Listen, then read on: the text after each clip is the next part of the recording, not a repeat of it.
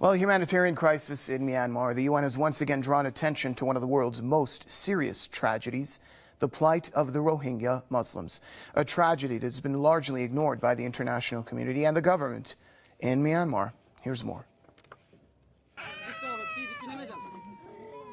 Starving, homeless, and terrorized.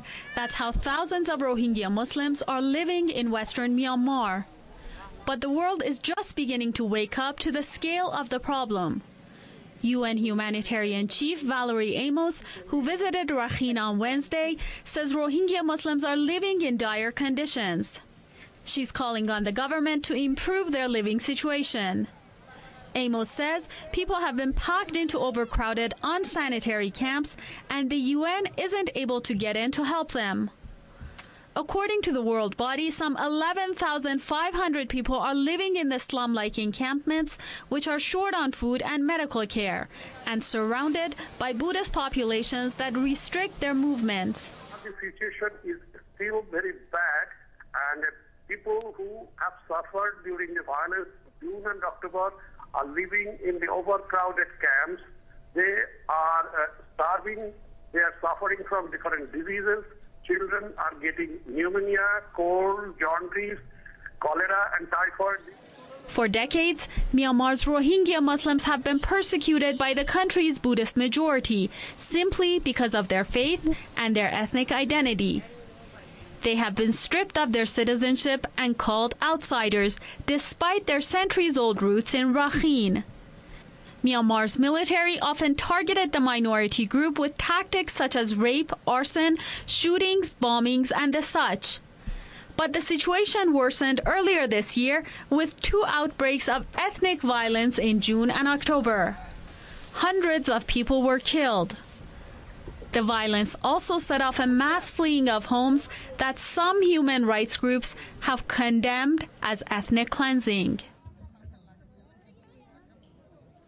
Well, for more insight on that story, we're joined by Mr. Masood Shajare. He is head of the Islamic Human Rights Commission, joining us on the line from London. Sir, welcome to the program. How come there's no hard and tangible action being done to find a solution for the Rohingyas?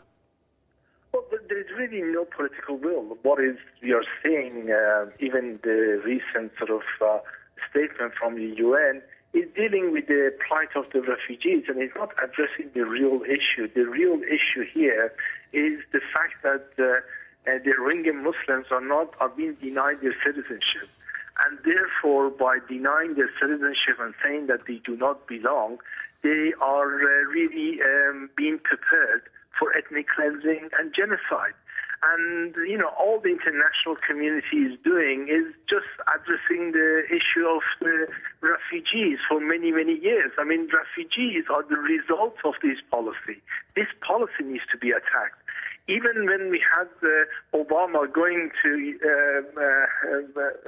Myanmar, his statement was really almost, one could say, was so mellow that actually legitimized the ethnic cleansing. He just talked about people should live next to one another and happily with one another. The reality is that both the juntas and the pro-democracy movement have identified the Rohingya Muslims as not citizen and therefore need to be removed from Myanmar. And the only way you could remove that size of people is either by ethnic cleansing or genocide, and we are seeing the preparation, and indeed we have seen the elements of those acts of genocide and ethnic cleansing. And until the international community sort of wakes up and admits that what is going on, you're not going to be able to address the issue and the problem. Many thanks, Mr. Masood Shajare from London.